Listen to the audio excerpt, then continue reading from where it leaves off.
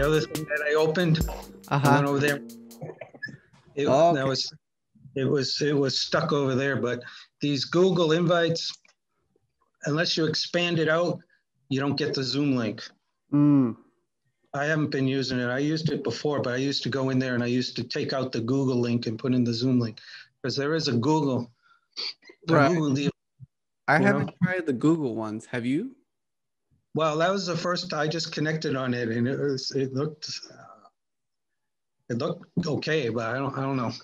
Oh, okay. You have a link there for a Google one, so I was on the Google one waiting there, and then I was just going to text you and say, "Do you have a Zoom?" And then I opened. It said more details, and I clicked on the more details. And it opened it up, and I saw a Zoom link there, and I said, "Oh, he's probably over at Zoom." Yeah.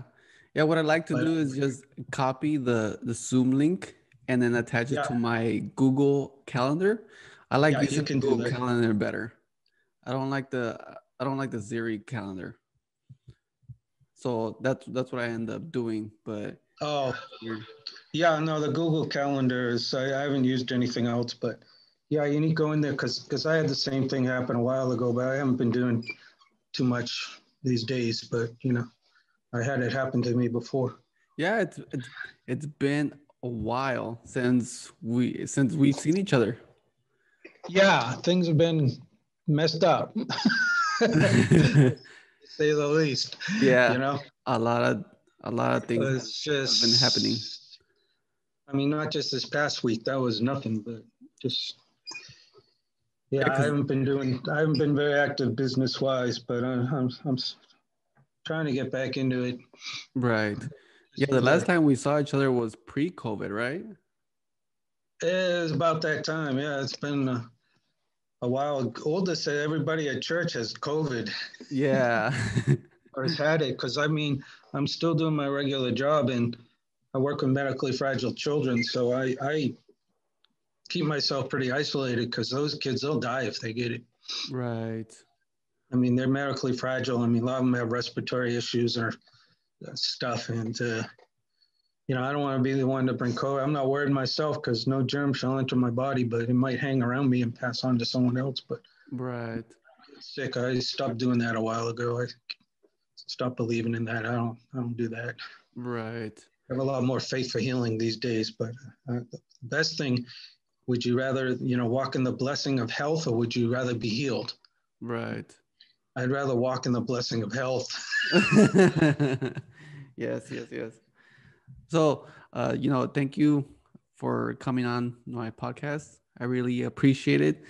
And, can you give, just a really quick of what you do to anybody out there listening? Right now, I mean, I've been a physical therapist for, 30 years, and I've worked in a variety of settings over the years. What I've been doing lately in the last few years is working in pediatric home health.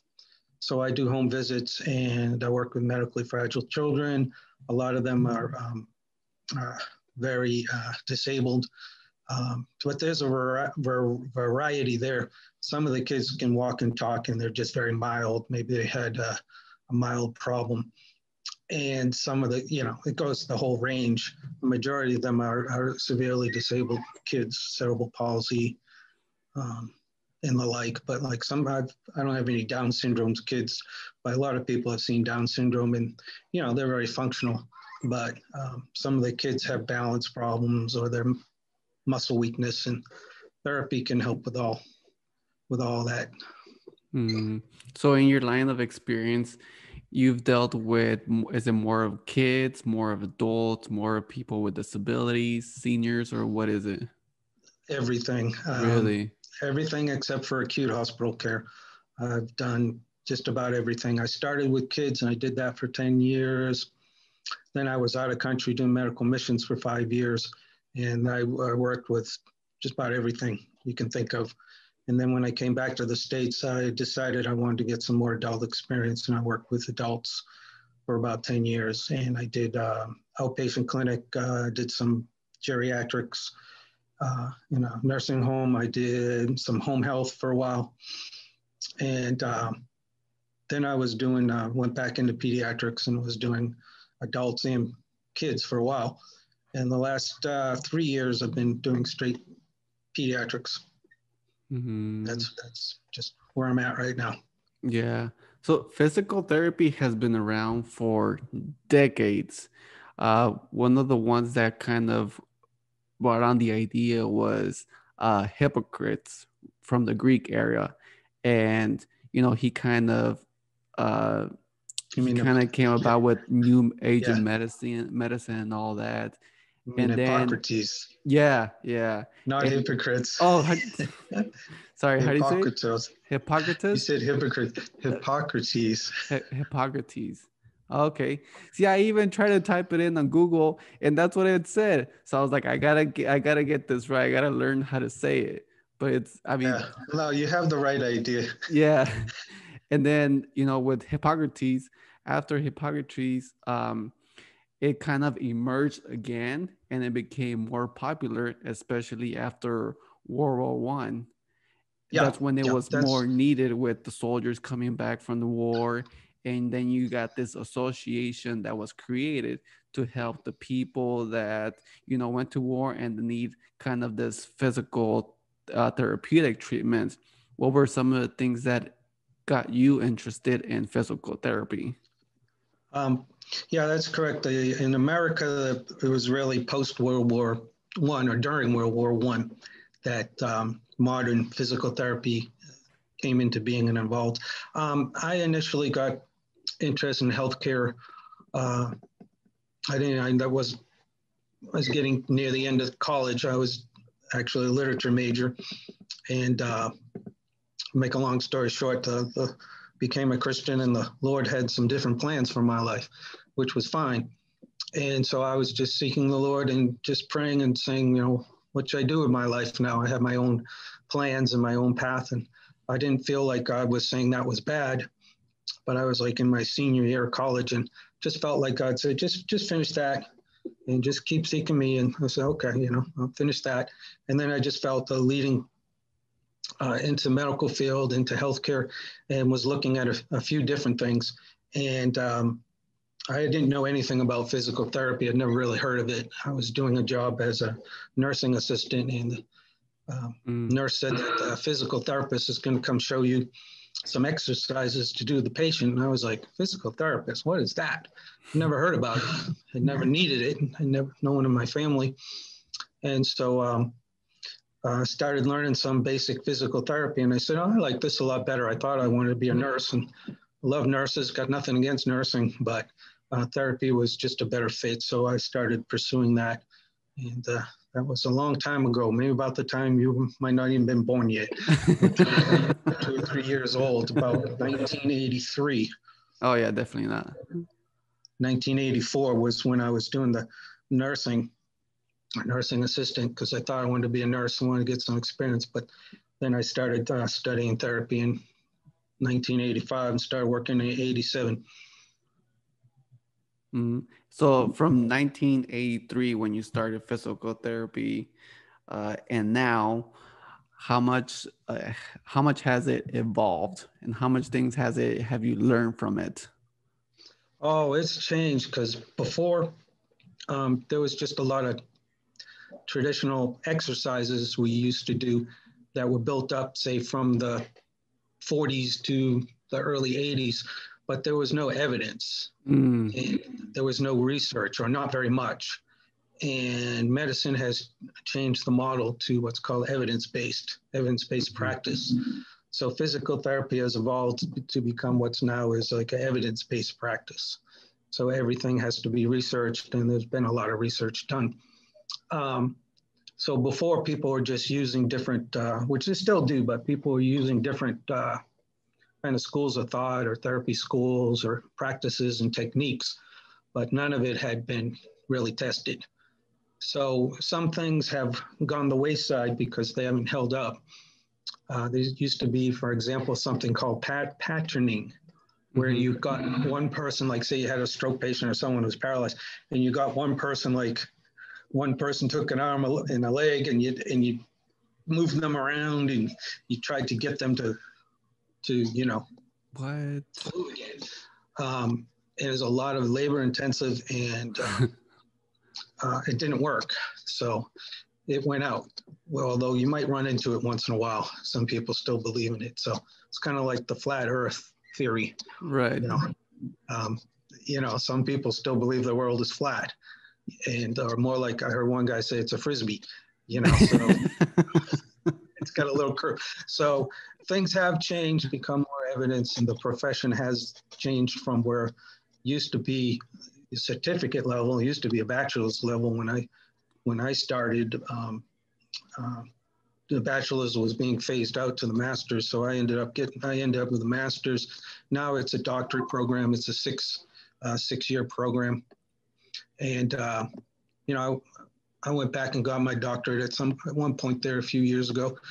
So it's it has evolved, has changed, and someone like me learned kind of some of the old school stuff that was never proven, which is no longer taught in school, but some of it's really still, it just hasn't had the research. And it's not that it's harmful or anything, but they won't teach it in therapy school unless it's been proven by, randomized double-blind studies. Right.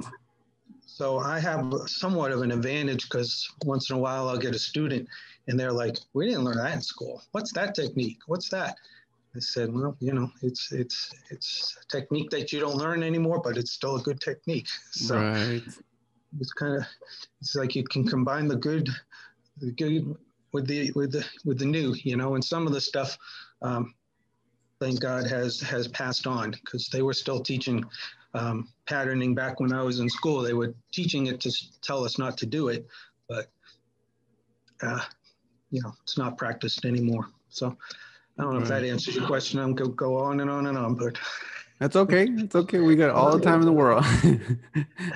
So, and then when you were going to school for to become a physical therapist, were you also doing not only reading and writing and all that, but were you guys kind of also, did you have people that you would experiment or try on? Yeah, we worked on each other. We had labs and we learned all different techniques on each other. You practice on each other. When you're first starting out, now they're not going to give you a live patient, but you can always work on each other. And, some of the people in the class might have a problem or something. So, or might have had an experience or might have had a surgery. So typically younger people. So I remember there were a couple girls that had ACL surgery, knee surgery. So, practicing on each other was definitely a good place to start, but everyone's fair game, so to speak. Right. And then you get out, it's a very structured program. Yeah, you start with a lot of, classroom instruction, but then they gradually get you out. You start with like a 2-week thing, and then you gradually work your way out where you're working with patients with the supervisor, clinical instructor. There's a quote from Hippocrates. You got it. That says, if we could give every individual the right amount of nourishment and exercise, not too little and not too much, we would have found the safest way to health. What are your thoughts on that? Sounds about right. So what do you think? Much. I don't think, well, it's like with nutrition, obviously, if you got to have the right amount, not too much, not too little. Exercise, for most people, I don't find too many people who overdo exercise. Most people are struggling to do any. At least here in the United States, Right. So it's a balance. Yeah. Maybe back then, because Hippocrates, that was way back, and those are the original Olympians. Maybe they had people who just exercised, all the time. But what do you think are the things that keep people away from exercising and eating healthy? Oh, laziness. Because, exercise takes effort, and natural body really doesn't want to do anything except sleep and eat. So it takes self-discipline. and either doing it at home or going to the gym. And a lot of people go to the gym because they need to be around people. And some people, they just don't have the right goals. They think that they can just hop on a bike or something and they're going to be in shape in, a week. Yep. But, and it's a painful process. And I mean, I do a ton of exercise and I'm very self-disciplined, but I've built it up over the years. And even a lot of the times, the best thing about exercise is when you're done. It's like doing it, and it's not fun most of the time, but you have to find something you enjoy doing. Right. If you don't enjoy it, and even after you feel, I would say that you feel great. I mean, even like I try to work out as much as I can, and even when I'm done working out and I feel good, I don't even feel like eating something that's any junk food or any like that, because I just feel like, okay, if I'm gonna eat this junk food or whatever, whatever I'm craving, then it's like I didn't even go to the gym. To me, it just feels like a waste of time, a waste of food. You didn't do it, yeah. But there's muscle soreness. People try to work out and they run into problems, but I heard a guy recently say he's addicted to the results. And I'm very addicted to the results. I feel good. Mm-hmm. And if I didn't exercise, I'd feel bad. So I'm totally addicted, so you have to have the results. It has to be out there, so a lot of people getting started, they don't know how to get started. They might have health problems and think they can't exercise. They need help. They need guidance. What are the things that you implemented like in your lifestyle to keep yourself healthy? Stretching, lots of stretching. How much stretching do you do? Well, my stretching routine takes 2 hours. And I do everything at least twice a week. I actually cut down recently because I was doing 2 to 3 hours a day. Now I'm doing 1 to 2 hours a day of just any kind of exercise. I cut down because I'm trying to get this side business going, and I need to open up some time, but I would easily do 3 hours a day as time allows. So I do a lot of stretching. I'm 60 years old, so the older I get, the more stretching I do. I have a very good routine right now. It's good. I don't need to add anything to it, but some specific problem areas I have to add some stretches. Like I don't have plantar fasciitis right now, but I do preventive stuff just due to the way my foot is, and that takes about 20 minutes just to do those stretches. Now, if no one had that problem, they wouldn't have to do that part, Right. And I do a lot of back strengthening. I do a lot of stuff to keep my back in strong and in shape. And flexibility, I find that when I was younger, when I was in my 20s, I didn't do hardly any stretching, or even 30s. But the older I have become, more stretching. So I'm a big believer in stretching. There's basically 3 areas: flexibility, strength, and cardio. And you'll run into people who, say one thing or another, but basically you need to if you don't keep yourself flexible as you age, you'll run into problems because trying to do something and the muscles don't have the length, and you can hurt yourself. Cardio, you just need to keep your body, physically good. And strength, if you don't exercise after age 40, give or take, everyone's different, you lose 2 to 3% muscle mass a year. Really? So you might see some people who are overweight, but it's just flab, it's just fat.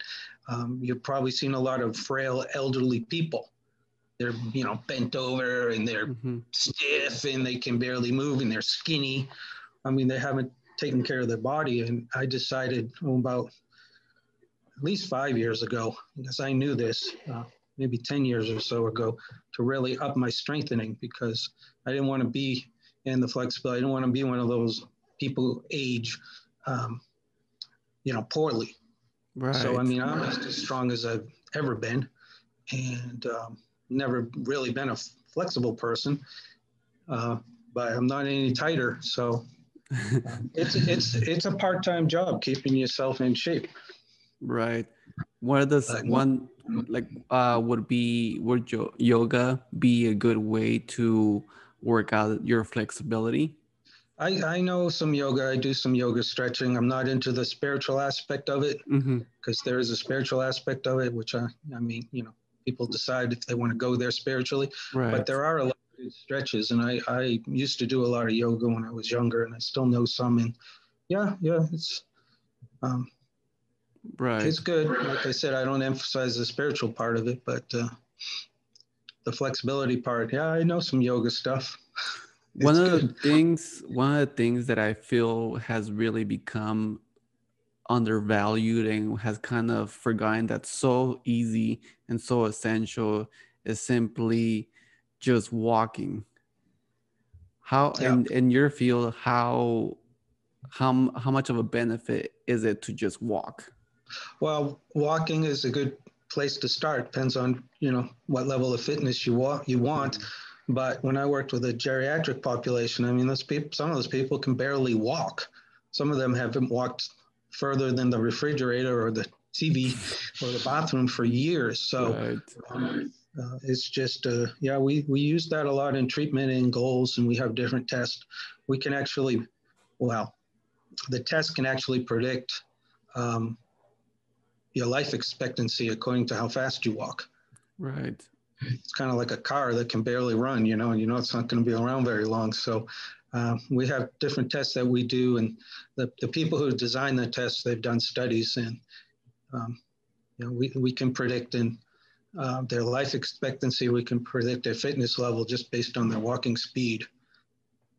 Over a period of, like, we have a 6-minute walk test, we have a 2-minute walk test, we have a 30-foot walk test where they get up and walk and come back. So walking is, and especially like cardiac patients, when they come out of a heart surgery, you start them on a walking program. So walking, very beneficial. I mean, it's a good place to start, and some people may be that level of fitness was what they want, but any one of us should be able to go out and walk for half an hour, at least. Even if you're 90 years old. If you keep yourself moving, you'll keep going.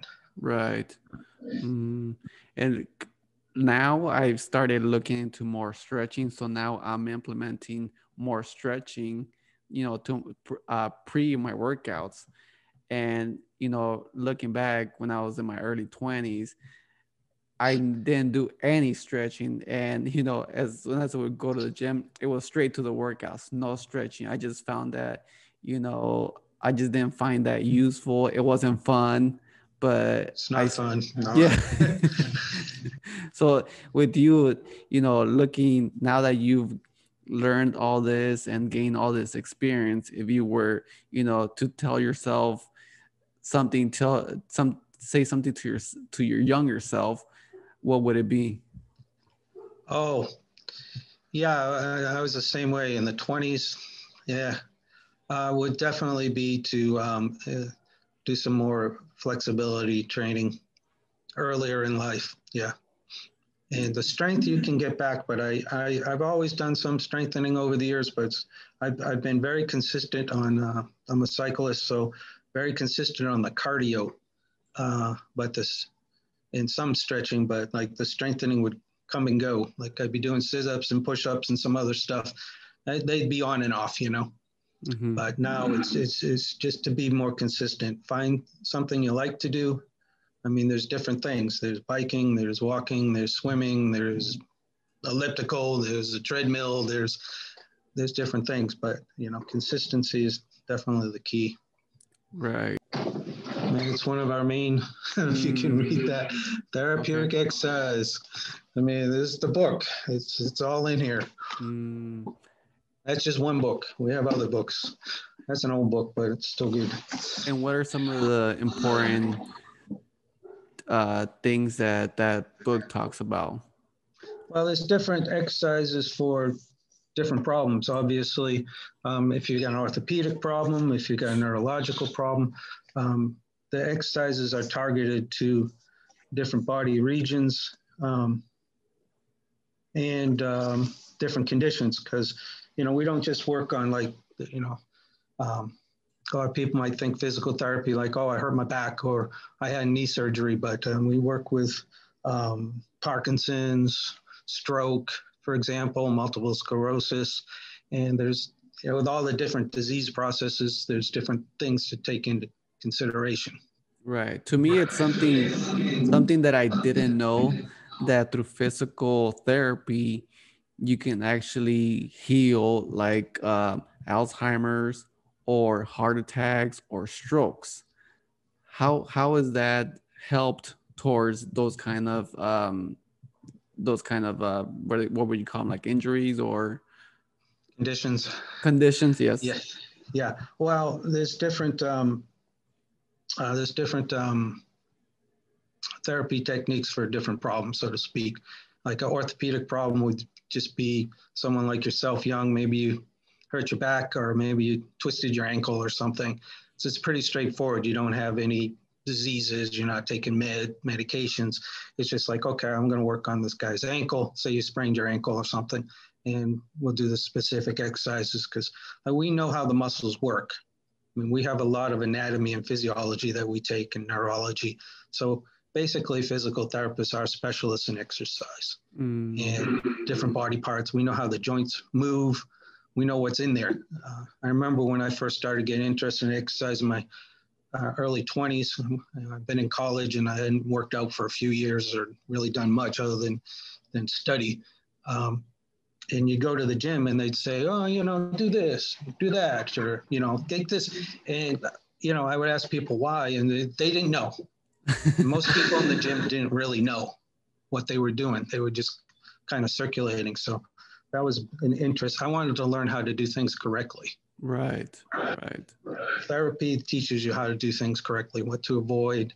You know what's in there. It's not like you just see a hand. I mean, you know what's in there and where the tendons are and what to work. But then when you have neurological conditions, that's just what they call neurotherapy. It's not just straight orthopedic.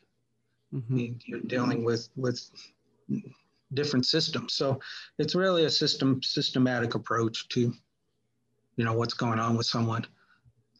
Like if you got an elderly patient and okay, he fell down and hurt himself. Well, you got to find out, you got to check them out and see what's going on. And they might be taking different medications. So you have to have a basic understanding of pharmacology. You don't, need to know how to prescribe, and we don't prescribe medications, but you have to know how they're going to affect what you're doing. And it sounds really complicated, but when you work with a particular patient group, you learn these things pretty quick. You mentioned that when you start turning 40, you start losing your bone mass.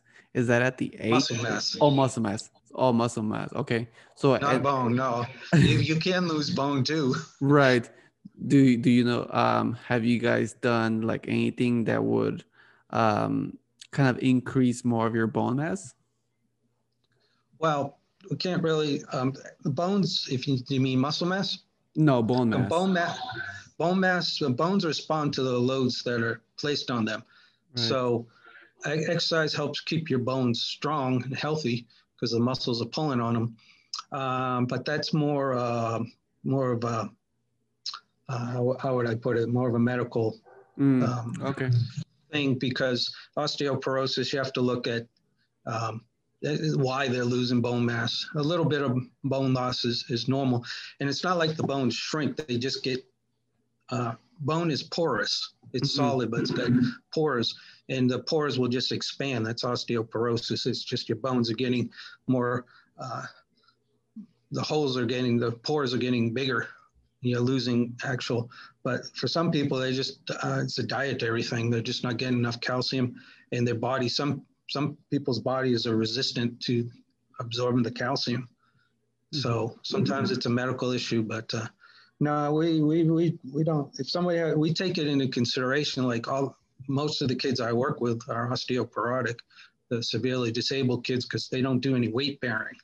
They just go into maybe some of them have a standard where they'll stand up and that helps keep their bones strong. But basically just moving around, if you sit around a lot or don't move much, your bones are going to lose their strength. Right. And then with the muscle mass, now that we're getting to that, so you at the age 40, that's when you start losing muscle mass. Before that, do you lose any? Well, your body just starts losing it on its own. So, like if you work out and crazy when you're in your 20s and then you don't do anything, yeah, your muscles are going to shrink down. But it's just the muscles. It's just part of the aging process. So, right. It accelerates. It's like, remember Arnold Schwarzenegger. Yeah. I mean, he's still a big guy, but he's not anywhere near built as he used to be. Right. I mean, he's still pretty good. I'm not criticizing the guy, but when he was Mr. Universe, I mean, he was awesome. Right. So you can see, like, you know, he's still formed very well, but he's not as big as he used to be. Right. I mean, he was super pumped. So a lot of the bodybuilders, yeah, they'll lose some muscle mass. Without getting it, some people, there's basically 3 body types. There's a skinny body type, there's a muscular body type, and there's a plump body type. Right, which is like the ectomorph, mesomorph, yeah, it's a mesomorph and ectomorph, right? endomorph. Yeah, you're probably like me. I'm an endomorph. I'm more of a bony, skinny cartilage is like that is your primary tissue. And you'll see some people, they've never lifted a weight in their day in their life, but they're thick. I mean, they're just kind of built naturally. Then you got people who have a lot of adipose tissue, a lot of fatty tissue. No matter what they try, they're always going to be kind of, even if they could never be 100% slim, their body is more of the plump body type. So there's different challenges. Me, it's very hard for me to build muscle mass. I have to work like crazy. If I stop doing it, I lose it. So it's a challenge. Whereas somebody who's kind of a muscular person, they're not going to have as much challenge. They could do very little. I mean, they can lift the weight 5 times and keep their muscle, you know. Whereas me, I do it 100 times, you know. Right. So it can be difficult depending on what body type you are. Yeah, right. Like I don't have a weight problem. You can, at any of these, you can still put weight on. I mean, if I put 20 pounds on, I mean, I could eat like crazy and I'll only be 20 pounds overweight. It'll never go more than that because I've done it. And then I take it off, you know. Whereas some people, they're always going to be 20 pounds overweight, even if they don't eat, you know. It's like, and like I said, the muscular people, they probably got the best of both worlds. They can put weight on. They can put on the fatty tissue on top of the muscle, but they probably got a good body type. If Arnold wanted, now at his age, if he wanted to look close, not exact, but close to what he looked like before, would it involve like a daily workout routine? Oh yeah. To get to that level of fitness, to get to that level of muscular performance, I mean, you got to be working out 4 hours a day. Wow. Probably. And 2 hours more. I mean, 2 hours of stretching, 2 hours of working out. Make it 6 hours, 2 hours of stretch. You don't really need to stretch every day. I mean, you do a little stretching, but stretching is something you can do like every other day. None of these you need to do every day. Got to do at least twice a week to get results. 3 times is better. So like if somebody wants to go out walking once a week is better than nothing, but really you want to do twice. And if you can do 3, even better. It's even better. But, you know, like people who work out, I mean, the difference between these bodybuilders and regular people is their ability to tolerate pain, because they, you know, it's like a no pain, no gain has some truth. They just push through it. All that working out, it doesn't, you know, there's some muscle fatigue involved and some pain involved. And I just look at those guys as, I mean, they've been putting up with a lot of pain. Right. I mean, I've never been that big, so I don't know how, for me to get that big, I mean, you wouldn't see me anywhere, you know. Where's Mark? Oh, he's working out. Mark, yeah, you've seen him. He's really pumped up. Yeah, he spends 5 hours a day in the gym, you know. Mm-hmm. Yeah, you definitely have to make that a career in order for you to fully focus on it. Yeah, it's a part-time career for me. It's like a part-time job. I shouldn't say career because it's just me working out. I got my stuff here at home. I'm very self-disciplined. I like working. I don't like going to the gym. I've gone there. I don't like other people around. I like my wife and daughter. When I work out, when I'm exercising, I tell them don't come in the room where I'm working out. It's like, no, I tell them go away, stay away for a while. I just don't like anybody else around. I concentrate, because it's concentration. Right. Yeah, I'm the same way. I don't like, well, I don't mind other people working with me, but I can do it by myself because when you're doing it by yourself, you're able to do whatever you want to experiment on, and like that, you don't have to worry about anybody next to you. And so I could do a little bit of both. Yeah, when I'm traveling, not that I travel much, but on vacation, I always find a hotel, try to find a hotel that has an exercise room. And if it's temporary, yeah, but I'm very intense. So when I'm doing intense workout, I'm just focused. But like when I'm out at a gym or something, or traveling, yeah, I'm not at the intensity I usually am, just because there's other people around. I sweat a lot, it's like grunt. It's like just stay away, I push myself. I say to myself, because some people need that encouragement. They need the trainer saying, come on.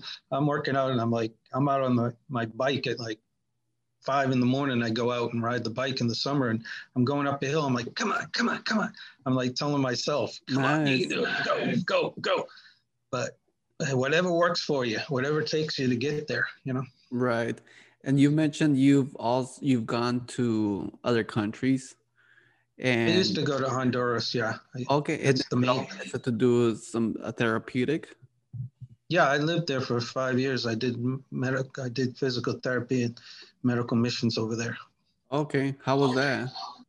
Wow, that was a while ago, and that's that was something else. Let's put it that way. I was very focused mostly on pediatrics over there, so I trained people. I trained some, started a couple little clinics and trained people how to do therapy with kids, pediatric therapy. So that was very good. Before you got there to Honduras to teach physical therapeutic, did they have any knowledge of it, or did they have already some experts? Yeah, they have some there. They didn't really know how to work with kids, but it's a small country, and I actually got to be friends with. They had like a 2-year program there, and I got to be friends with. They started a therapy program there, and I got to be friends with the director there, and so I used to teach over there, and we used to got to be friends with a guy from the States over here, and he used to bring a team over. So when I was there, I used to do yearly conferences and actually taught at the university there from time to time, and tried to help people, raise what was going on. But a lot of the therapy over there, and that was a while ago, was more like therapy we were doing in the States back in the 60s. It wasn't very advanced, very basic. And with this pandemic, with COVID happening, were you able to even get some of your patients through Zoom calls or some type of medical application? Yeah, I have a couple people I do on Zoom. A lot of the kids, like the severe kids, they don't want anybody coming to the house because a lot of those kids have respiratory problems, and they need ongoing respiratory treatment. They just don't have very good lungs. So I'm sorry. Yeah, a lot of people shut down initially. I went down to like 5 or 10% of what I was doing before for a few months, but it's gradually got better. Right. People let me back in the house because, and I just tell them I don't do public meetings. And back when COVID first started, I used to go to the store once a week. That's the only place I went out early Sunday morning. I get up I'd be there like at 7 o'clock when the store opened. And this was like before people were wearing masks. I'd go in there with a mask and gloves on, and I'd be in and out, and that was the only way people would let me start coming to their home. During this new age, new era that we're living, I'd say that we're pretty lucky even though, I mean, even though COVID has came, and even though you made, it made a huge impact to a lot of people and it caused a lot of this, but we're pretty lucky that we have like this technology that even though, people are not able, like yourself, you're not able to go and physically be with your patients, you're at least able to communicate with them through Zoom or, whatever it might be, Yeah, we're fortunate that we have the technology. Yeah. And then, yeah, go ahead. Sorry. But a lot of like the severe kids, I mean, it's kind of hard to do a visit with them. Most of their stuff is stretching. It's like I'm stretching them out. Like the cerebral palsy kids tend to be really stiff and tight. Occasionally might do a visit because it can't get out there. But unfortunately, some of the parents, they just don't want any in-person visits, and they can't do the therapy like a therapist, but right. They can learn. And I have a couple mild kids that are just really mild. Yeah, it's very appropriate for me to do a visit because we're just doing basically exercises. So I can instruct them fairly well. Right. And it seems, right after COVID, at least here in Texas, it seemed like we were kind of slowly getting back into some type of normalcy. And then all of a sudden we get hit with this winter, with this I know week of winter. This week has been bad. Yeah, I didn't see anybody. I didn't go. Tuesday, I went out to kind of see how the roads were because I knew we were getting another storm. And I just picked up a few things at the store. I went out last Friday before all these storms came and just did a lot of shopping, and just stocked up a little. And then, but just going out on Tuesday in the roads, I'm like, no, because I do, home visits. So it's not like I'm driving to a place, and I'm sure all the therapy has been very limited. But right. Tuesday I went out and the roads are just horrible. Yeah, it's crazy. It was definitely crazy. And yeah, they had told us to just stay home on Tuesday. And thankfully we already had Monday off. So right. And as I'm home, I'm watching what's going on, and I see all these accidents on the 35, and I was like, wow, thankfully I had to stay home because the 35 freeway here in Texas is actually the one that I usually take to work. So, right. I was kind of lucky in a way. Because we got snow over the weekend, and Monday, a lot of people were laying low. It was a holiday, it was a work day for me, but I didn't go out. Tuesday afternoon, I went to the store just kind of see how the roads were, and they were still, Right. Yeah. Better off staying home than getting killed. Right. Did you guys have any power loss or any loss of water? Oh, really? Not water. Okay. What about power? Oh, no, we didn't have power for I think Monday, Tuesday, Wednesday. Really? Were you prepared? Well, I mean, yeah. I mean, like I said, we have food, it's cold, so you don't have to worry about the refrigerator not working because right, it's already cold in there. Food's not going to spoil. How much did it drop inside your house? Well, it got down to 42. Wow. It was bad. It was hard. There was one night I couldn't sleep. I mean, we sleep for a few minutes and it was just so cold. But we have a fireplace, so we put that on for a little while.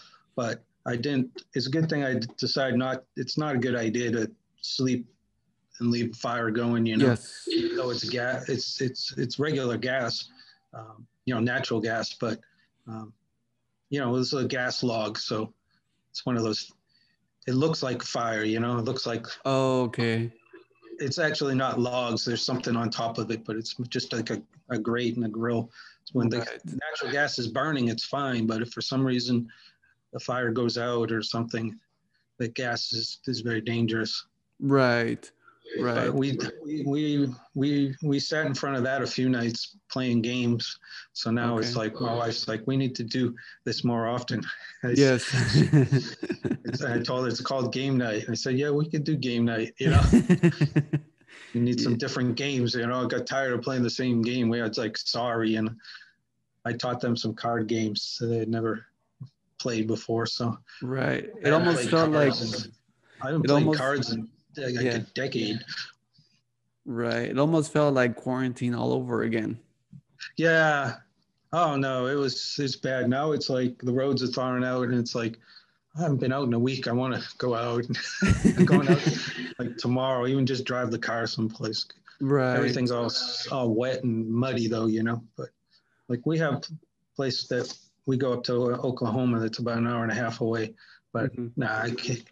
It's probably all lousy up there right now. But it's nice to just hop in the car and go some outdoor place, you know.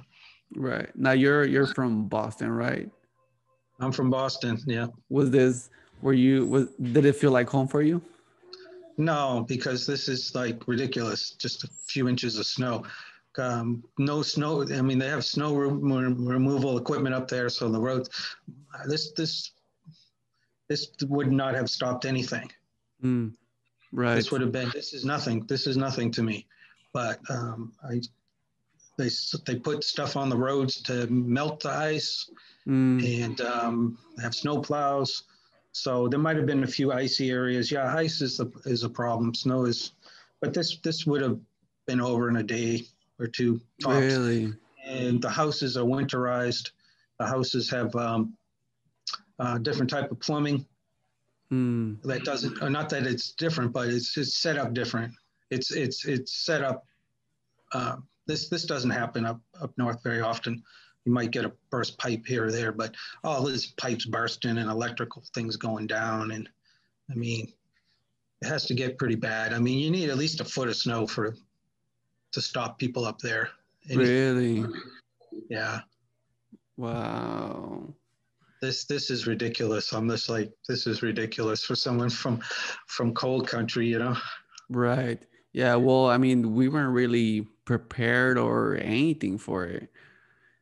And hopefully now that we are, but then again, it's like the last time this happened was kind of similar to it was, I believe, in 2011. And that was what, 10 years ago. So it doesn't happen this is like the worst. I think it might freeze for a day or two, and then you just drip your faucets and it's okay. Right. So is it even really worth it to prepare yourself? You know, or for the state to prepare itself?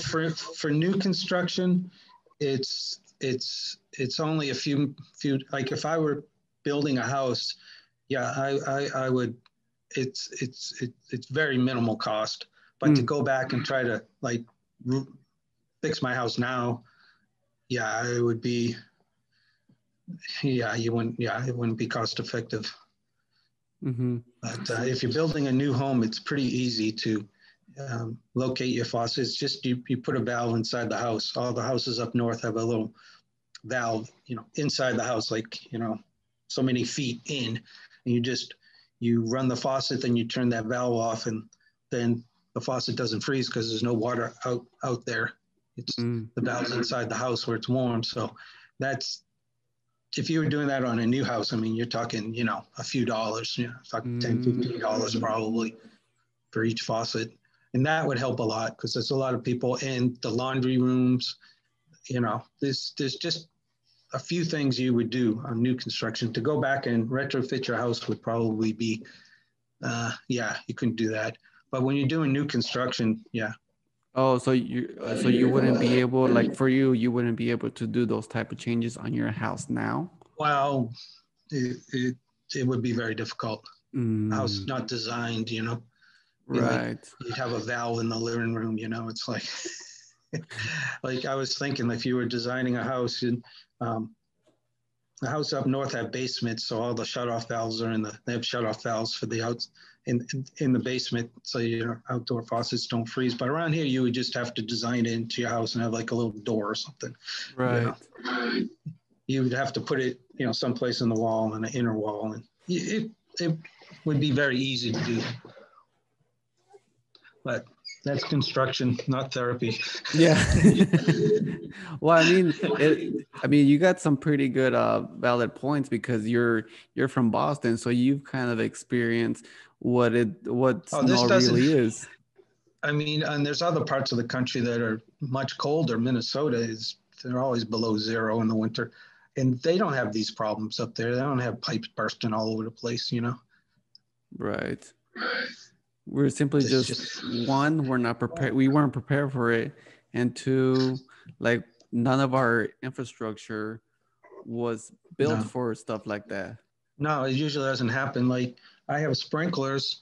I had a couple frozen faucets, but they thawed out and they're fine. Plus, I prayed over them. I said, "These pipes will not burst in Jesus' name." And I see the plumber over at the neighbor's house, but like I gotta.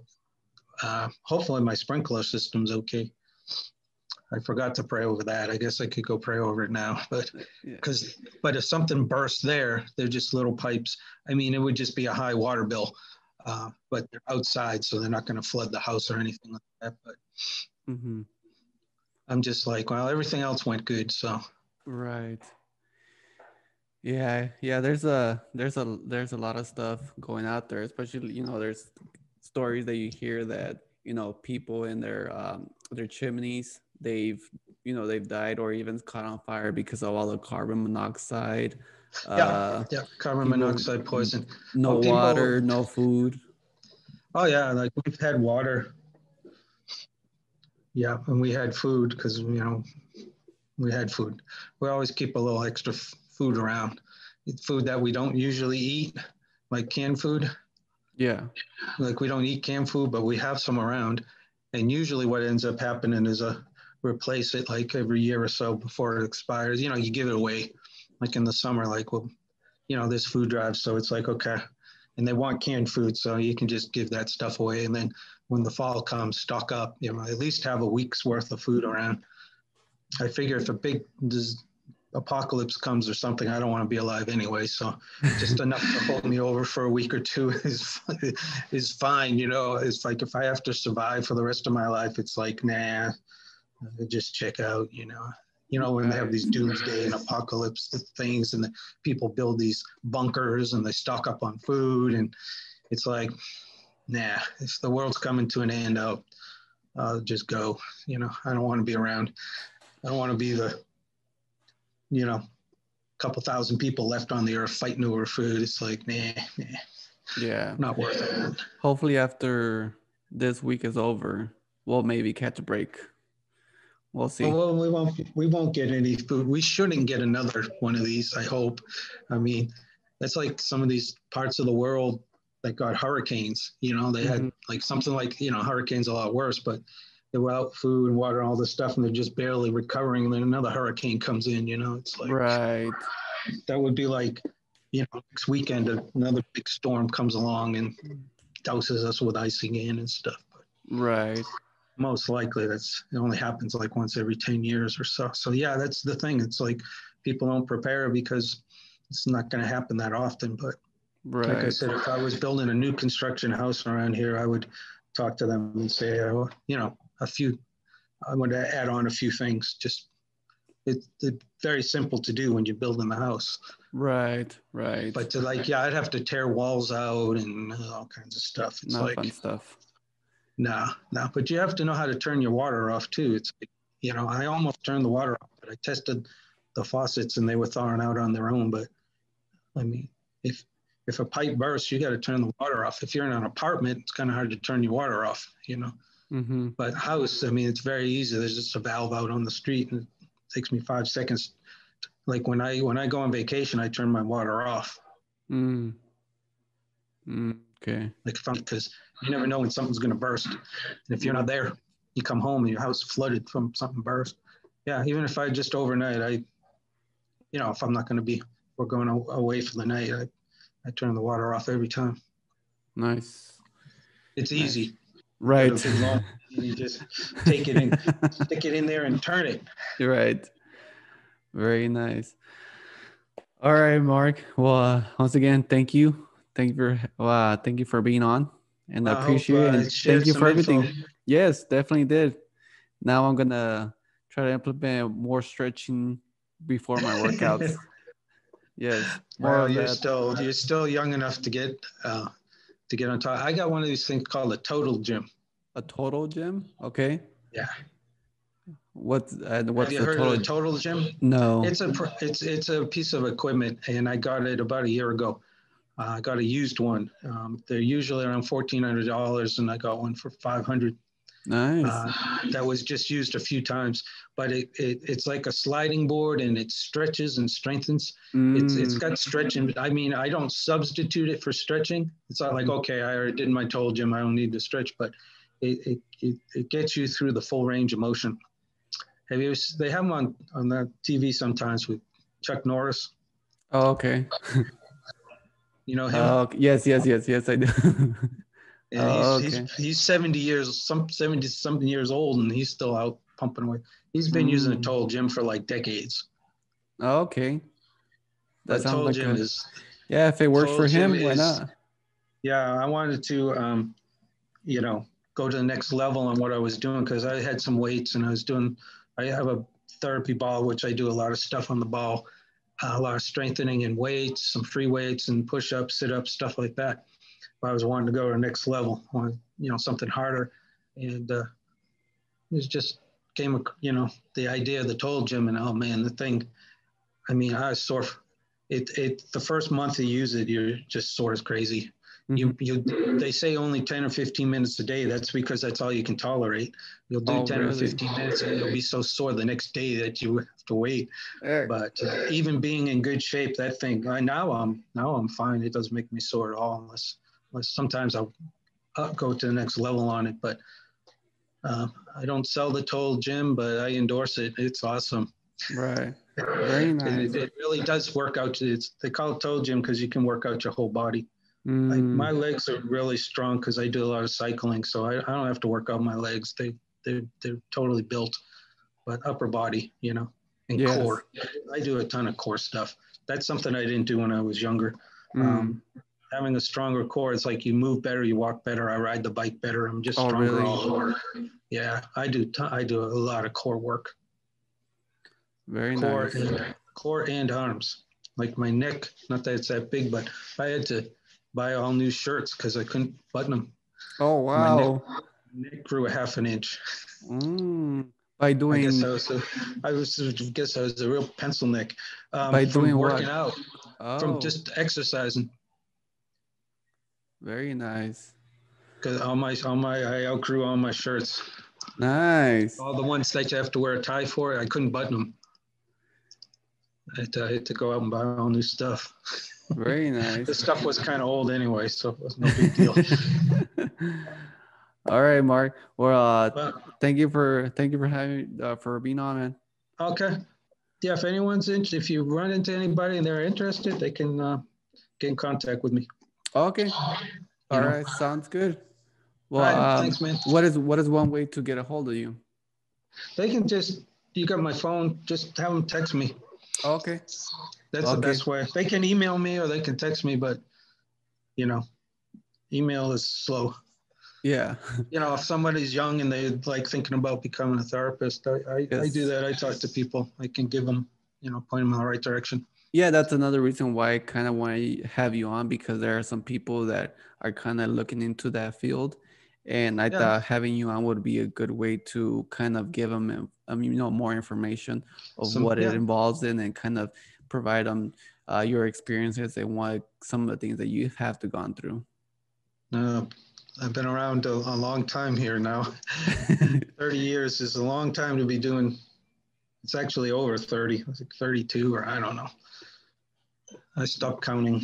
But as I'm transitioning, because I'm wrapping up my therapy career, but what I want to transition into is more, even if it's just volunteer work at university, is more of a mentoring and teaching, because I'll never stop doing something with therapy. But I'm transitioning into the business world now. Right. Very, very slowly, but trying, but something's going to work out there. I got different things I'm working on. But in terms of therapy, it's like I want to get back into missions and teaching and just passing on. So That's going to be my role. It's like retired from actually doing the field work, you know. Right. All right, Omar. All right. Thanks well, for having me on. Good luck, Mark. And take care. Stay warm. You too. If there's anything I can help you with your personal stuff, I know I haven't been in touch, but I'm always available. Okay, sounds good. All right. You have a good day. Say hi to your wife and child there. All right, you got it. Same to you,